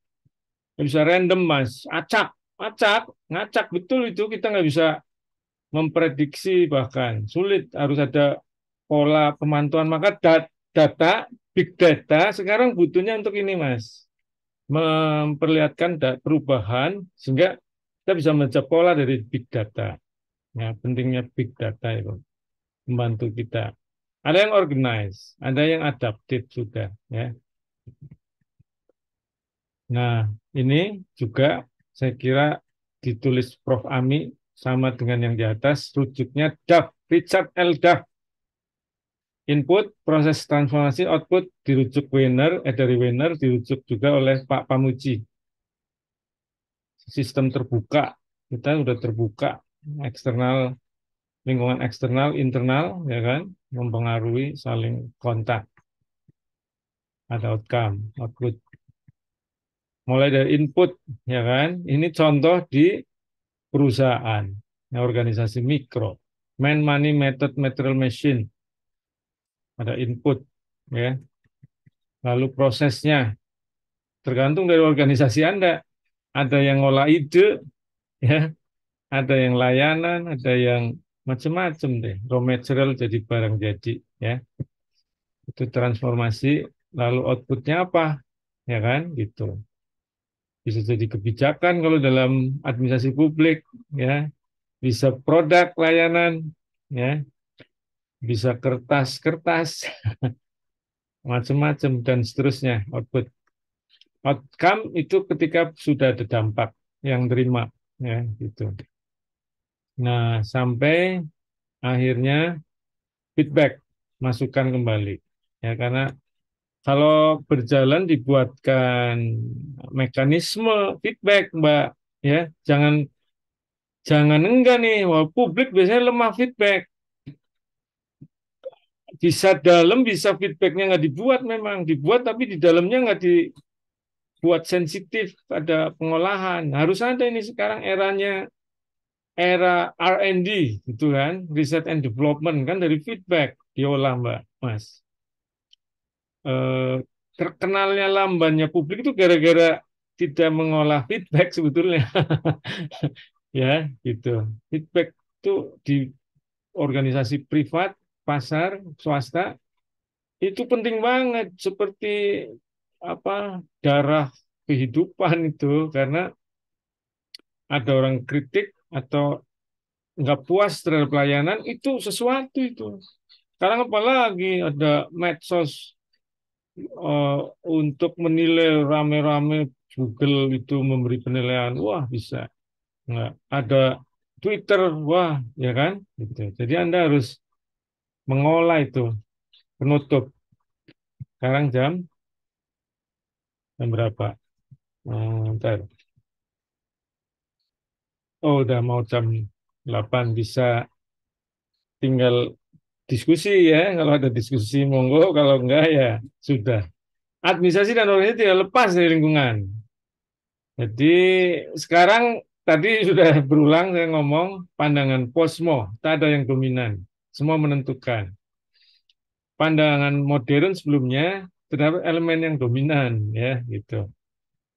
Walaupun terbuka dan kompetisi juga ya. Dan sekarang makin jadi kata kunci ya, kompetisi keterbukaan. Karena itu kapasitas harus dinaikkan, Mas, Mbak. Secara terus-menerus, ini perlu tambahin, secara terus-menerus sesuai dinamika lingkungan. Karena kan tergilas kalau nggak ada peningkatan kapasitas. Out of date, aduh udah apa lewat. Memang ada beruntungnya kalau Anda sekolah, Anda terus diskusi, terus ikut riset gitu, Mas, Mbak. Karena ada updating ya. Yang sebetulnya di empirik di yang lapangan juga, karena akan menghadapi dinamika situasi yang terus berkembang sih. Cuma kadang-kadang nggak tercatat. Ya, jadi akhirnya rutinitas hilang begitu aja, padahal ada knowledge ya, gitu. Nah, perlu ada pencatatan big data sehingga bisa nambah inovasi, nambah catatan atau perbaikan ke depan. Itu yang juga harus diperhatikan. Baik, sudah selesai paparan, masih 19.56, boleh diskusi sampai 20.15, bahkan 20.30 kalau ada. Monggo, saya tunggu. Silakan. Ada pertanyaan? Mas Bram mau nanya, Mas Bram? Iya, baik, Silakan. terima kasih Prof. Ya, siap.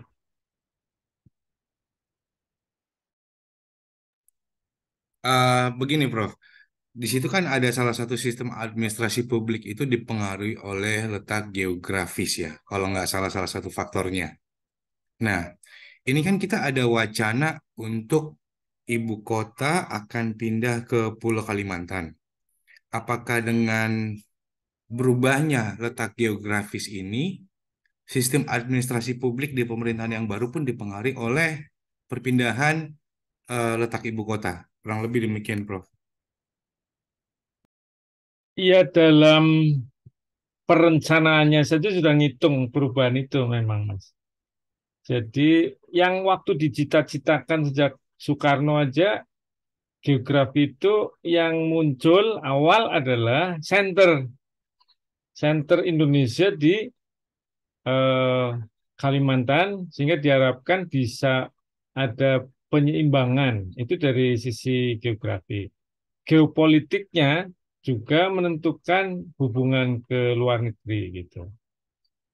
Walaupun belakangan yang muncul sekarang sudah diketok Undang-Undang IKN, ada kontroversi, ada perdebatan dan sebagainya.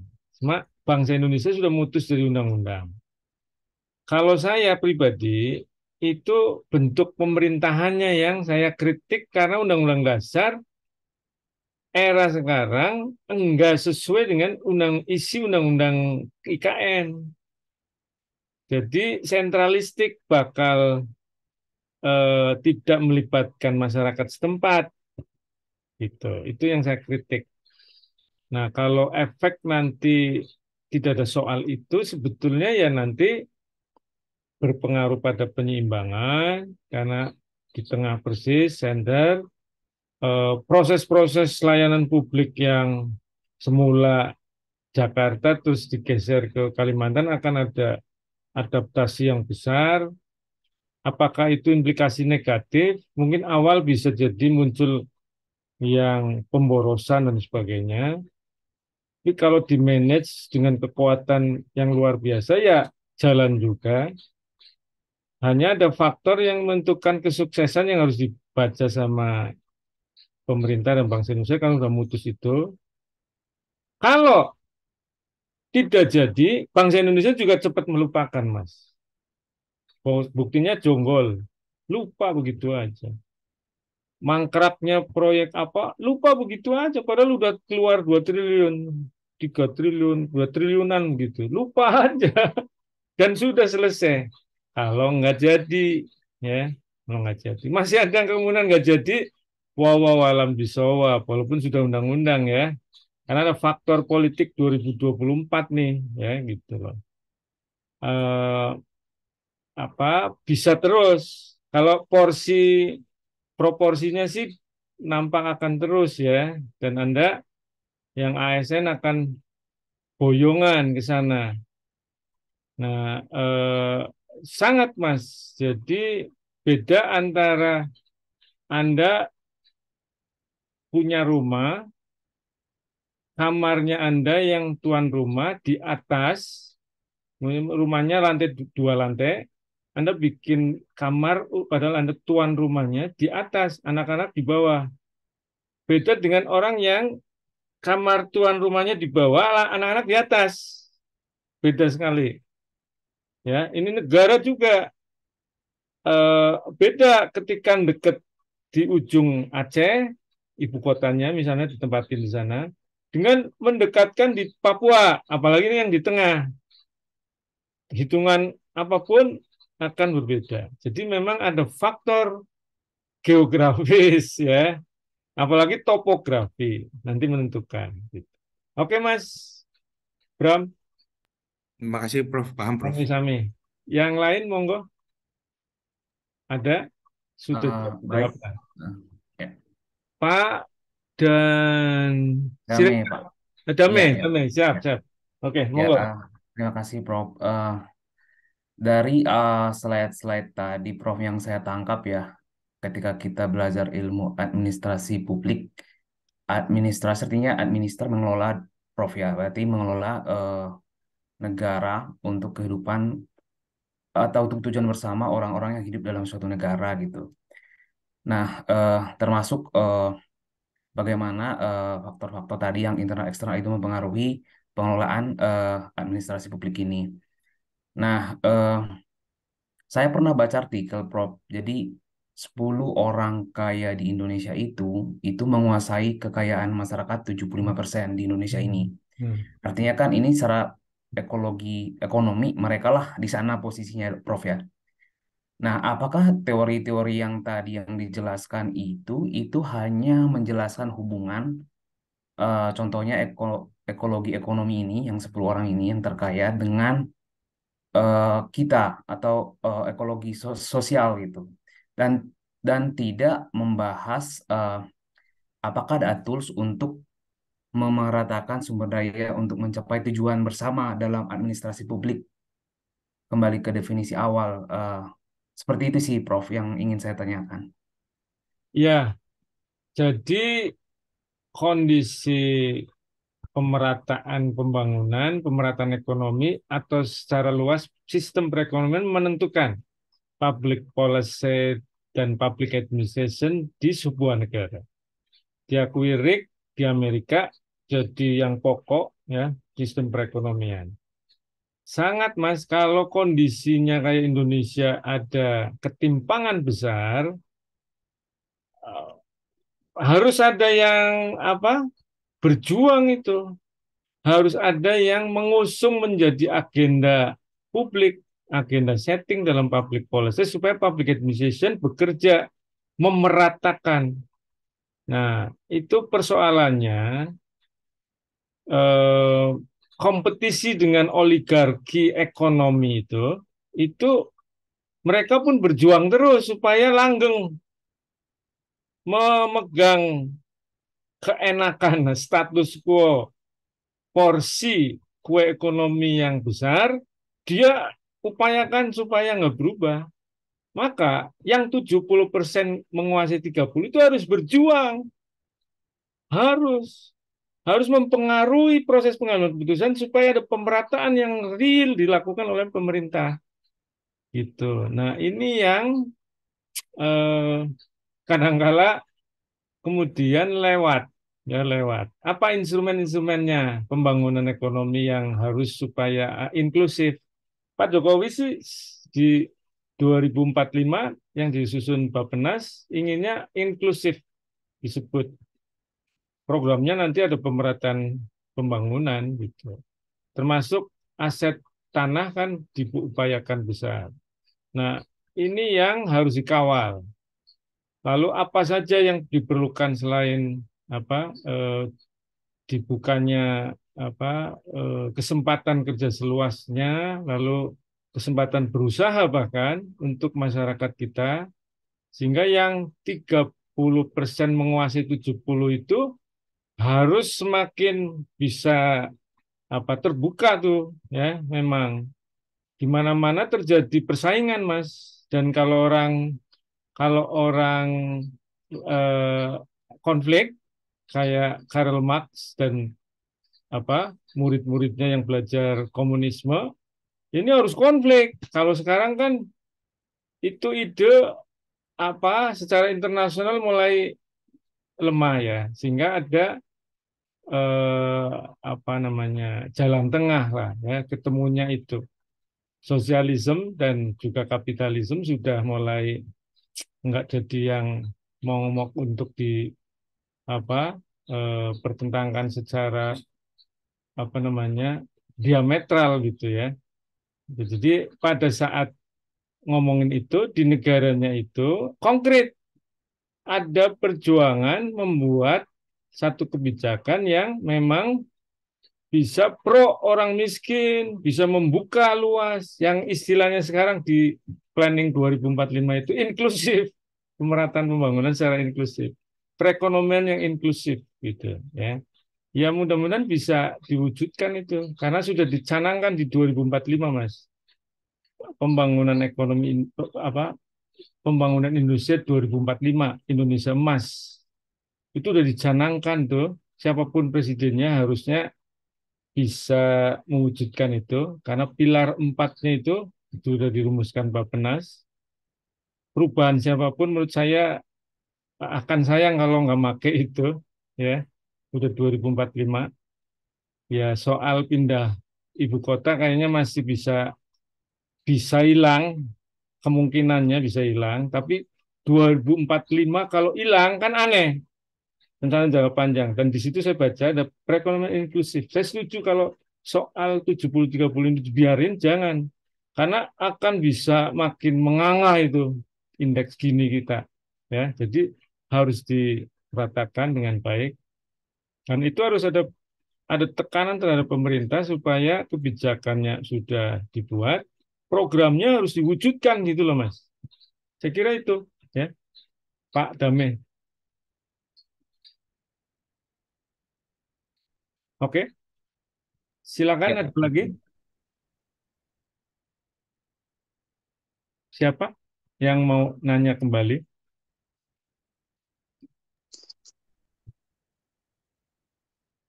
Monggo, nggak ada. Baru lewat. Ya, Prof. Siapa nih? Mbak Dwi Septia, silakan. Iya, Prof. Ada yang saya mau tanyakan terkait mitigasi ya. Bagaimana sih bentuknya jika dalam suatu organisasi ya? Karena umumnya sih kita mitigasi itu tahunya sih ketika ada bencana, mitigasi bencana atau sesuatu yang eksak ya, sesuatu yang sudah pasti ya. Tapi kalau organisasi sosial ya, bentuk dalam organisasi sosial seperti itu, bagaimana sih bentuk mitigasinya? Oh bagus banget ini. Saya senang dengan pertanyaan ini. Ini tune in berarti. Soal lingkungan itu Anda ngikutin gitu. Saya senang sekali karena di samping itu masuk betul, dua penting banget karena saya juga merasakan bahwa kok kayak lewat aja itu dinamika oleh khususnya ya kalau Mbak Setja yang ada di kepala administrasi publik pemerintahan itu saya ya ya aminin itu benar terjadi begitu. Itu karena R&D-nya Mbak, Research and Development-nya nggak jalan. Yang ditugasi itu misalnya Balitbang sekarang ditarik jadi BRIN ataupun masih ada misalnya melekat di Bapeda di daerah, kalau di pusat di Bappenas dan BRIN ya kan gitu. Ada orang BRIN, alhamdulillah, tapi kayaknya pajak dan PDR nggak ada. Itu mestinya apa saja yang terkait dengan instansinya itu secara kontinu nggak capek diprogramkan, ada survei terus menerus memantau apa yang dikerjakan oleh kerjaan unit instansi Anda kita semua. Harapannya potret sekarang, terus Anda juga penting menghadapi si responden itu sebagai apa, ditanyakan di situ. Terus menerus. Dan survei itu sekarang dimudahkan dengan online. Yang penting kepastian yang jawab orang yang bersangkutan, kalaupun tidak diwakilkan oleh yang terkait, ya sekarang dimudahkan dengan G-form, ya. Jika ada biaya lebih bisa langsung face to face karena yang ideal itu face to face. Jadi survei kan nggak perlu semua, sampling. Sampling kan menjadi murah, ya. Kalau ada kualitatif masih agak takut sumir dan berapa jumlahnya kualitatif itu harus informan kunci dan informan kunci bisa jadi kalau tiap tahun ditanyain bisa apa misleading, mendingan ada alat sehingga paling mudah itu survei itu dengan kuesioner ya.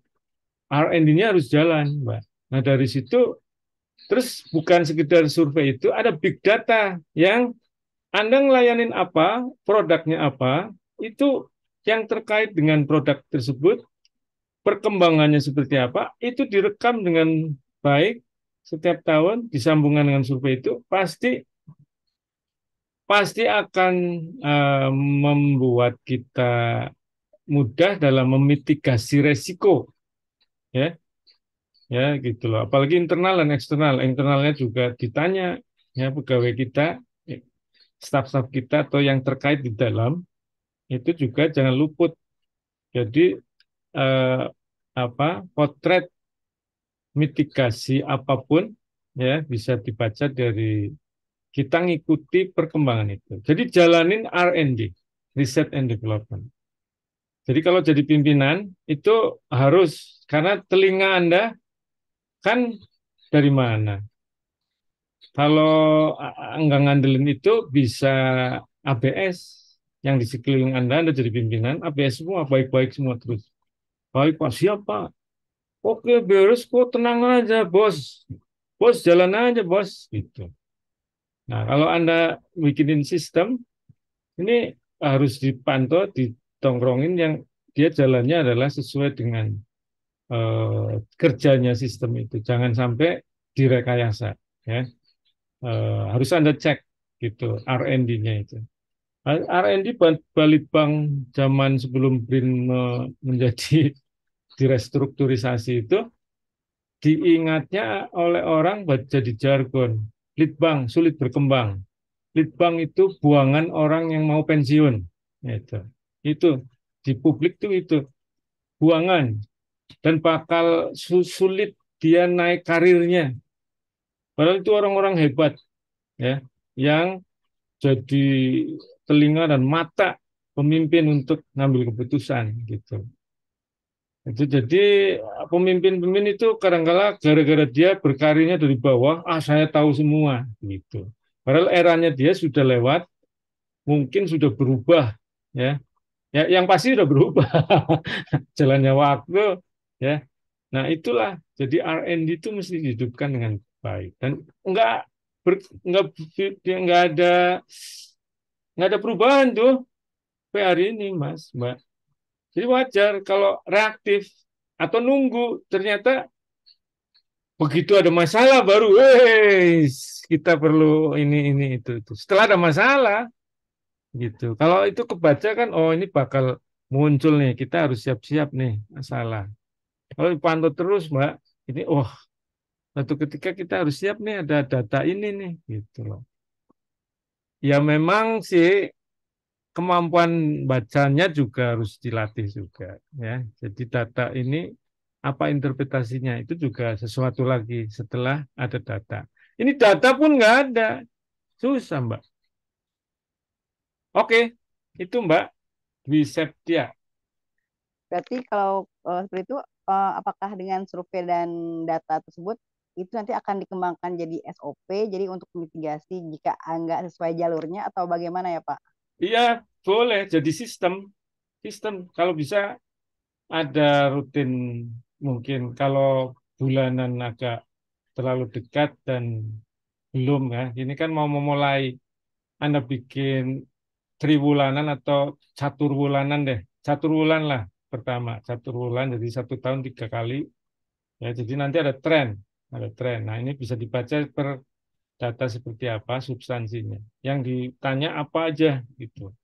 Itu juga menentukan. Keragaman data sangat ditentukan oleh keragaman kuesioner isinya. Isi survei itu menentukan keragaman data. Dan bukan hanya itu, juga hal-hal lain lagi. Tapi memang sih saya pikir yang cukup terandalkan ya dari survei yang kita buat. Gitu. Kalau nggak ada, apa kita dapat perkembangan data? Wong apa? Nggak ada pencatatan yang baik. Ya, kalau ini kan sengaja dicatat tuh survei itu. Jangan dibiarkan kan? Gitu survei harus ada olahan dan direkam, direcord jadi big data. Jangan dibiarkan tuh. Balitbank sekarang juga yang lampau dibiarkan perpustakaannya sampai kumuh itu banyak debu itu ya nggak jadi big data yang serius. Begitu jadi BRIN, menguap semua itu di semua Balitbank di pemerintahan kita. Sayang banget, hilang begitu aja. Oke, Mbak Septia. Ya, baik, terima kasih Prof.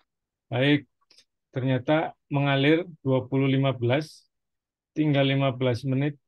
Kalau masih ada, kalau nggak ada ya sudah. Kita ketemu minggu depan, ada sesi lagi tentang basic administrasi publik lagi yang akan didengerin Anda sebagai mahasiswa pajak ya minggu depan. Monggo, ada Monica Christine, tidak ada wajahnya, saya panggil karena ada namanya. Ada pertanyaan?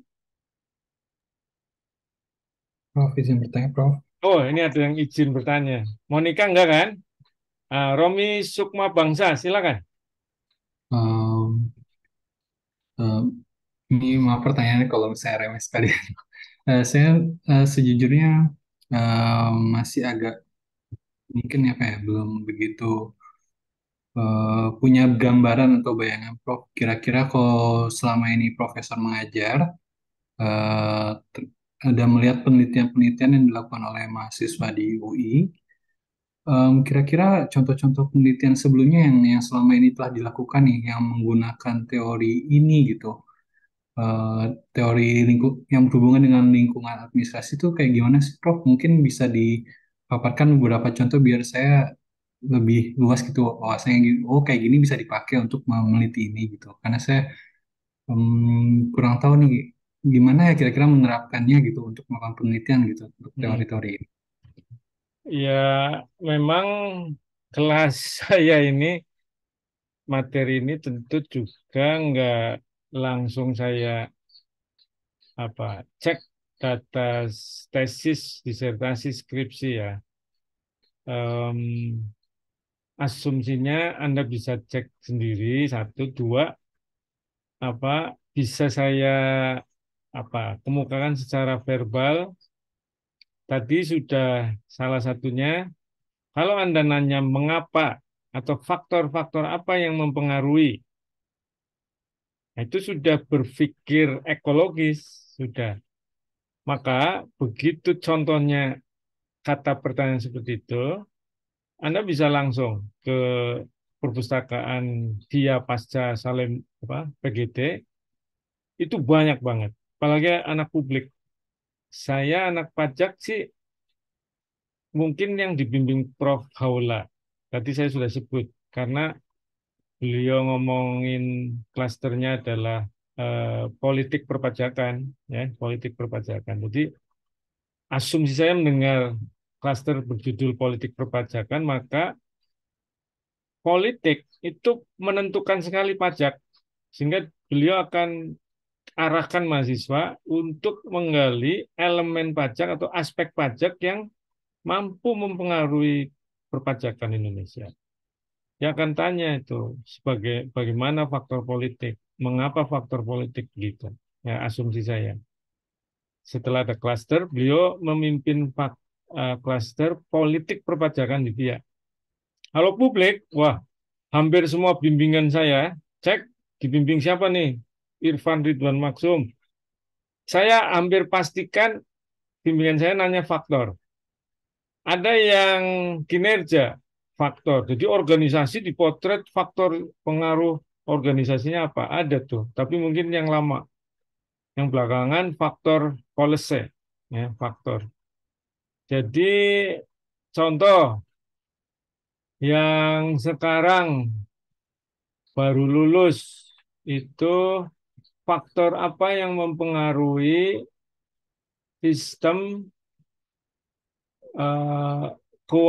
penerapan sistem keuangan desa di Sulawesi Tenggara. Sulawesi Tenggara kalau nggak salah. Di desa-desa ada desa X, Y, Z, saya desanya nggak hafal, di Sulawesi Tenggara. Itu anaknya sekarang lagi ngambil S3 di Australia. Pegawai BPKP. Jadi dia masuk ke S2, selesai kelas, ternyata nulis keuangan desa, Dewan Guru Besar memutuskan saya jadi bimbing. Ya, begitu diskusi, oh yang dimaksud sistem keuangan desa. Di mana Mbak? Di Sulawesi Tenggara. Nggak kejauhan, nggak sekitar sini. Nggak apa-apa, saya sering ditugasin BPKP kantor saya ke sana, Pak. Oh, oke, kalau gitu tulis gitu, keuangan gitu, lalu sistem keuangan, lalu dia nulis faktor yang mempengaruhi sistem keuangan, lalu ada modelnya dia. Nah, pertanyaan penelitiannya kenapa dia bikin teori begitu? Apa faktor yang mempengaruhi penerapan sistem keuangan desa? Sudah, ya. Nah, berarti kan lingkungan sistem desa yang menjadi fokusnya dia, yang mempengaruhi apa aja, gitu. Ada modelnya tuh. Nah, itu sebagai contoh di tesis yang saya coba-coba ingat paling dekat karena baru lulus, begitu lulus setahun ya, kira setahun Mas, karena dia setahun gitu ngejar beasiswa LPDP apa beasiswa OSED saya lupa deh, kayaknya OSED deh. Doktor Mas, ke Australia. Saya senang juga alumni S2 kita ke Australia. Sudah ada beberapa orang yang saya bimbing S3-nya ke luar. Satunya adalah dosen di administrasi publik ke Jerman. S2-nya di kita, S3-nya di Jerman, Mas. Hebat, Mas. Ya, Anda jangan dikira kalau S2 di sini, kemudian nggak bisa ke S3 ke luar negeri ya. Apalagi LPDP ngasih juga, ya kan? Ini OSED loh, yang ini perempuan lagi. Nah, untuk OSED kan perempuan jadi prioritas ya. Jadi mungkin dia tahu nih saya jadi prioritas, tenang aja. Dapat dia. Alhamdulillah saya ikut senang. Jadi ya ada lagi ke Amerika Mas. Tapi S1 itu faktor yang menentukan sehingga agak lama jadinya saya meraba-raba. Dia meneliti penanganan limbah sampah di Jakarta Utara. anak S1. Sekarang di Amerika, S2 di Amerika. Eh, LPDP kayaknya, LPDP, tapi dapat Amerika, Mas. LPDP. Anaknya tinggi semampai. Hah? Kelasnya anak saya kan S1 publik. Kenal nggak? Jauh, ayah. Oh, ya udah, nggak kenal. Tapi pinter, ya aktif di pusat universitas sebelum dapat beasiswa karena sebelum lulus sudah kerja di Pusat Antar Universitas Indonesia di rektorat sana, lalu lulus dapat beasiswa LPDP. Nah, itu juga faktor, Mas. Pak, ambil bimbingan saya deh. Mungkin saya bisa ngomong 100%. Pasti hanya faktor karena saya kalau boleh dibilang mazhabnya apa, gitu ya. Mazhab saya pembangunan yang awalnya dari ekologi. Saya garisnya Pak Fred W. Rick itu. Jadi boleh dibilang ada nilai-nilai modernitas yang sekarang harus mengerti posmo begitulah kira-kira ya. Karena baca Prof. Benyamin gurunya saya itu berguru sama Frederick gitu. Ya sudah saya bukan boleh dibilang kejebak apa-apa. Udah terperangkap ya. Beliau 3 tahun di Belanda, guru saya itu, kursus tentang pembangunan. Pulang jadi pembimbing saya S1. Saya dalam negeri ya. S1, S2, S3 gitu. Local government, bagian dari pembangunan administrasi ya. Dia ke Fred W. Rick. Jadi ya akhirnya mungkin saya boleh dinilai masuk mazhabnya pembangunan ya, ekologis. Jadi hampir semua bimbingan saya arahkan untuk meneliti apa penyebab dari objek yang sedang Anda riset gitu ya. Oke, Mas Romi, semangat.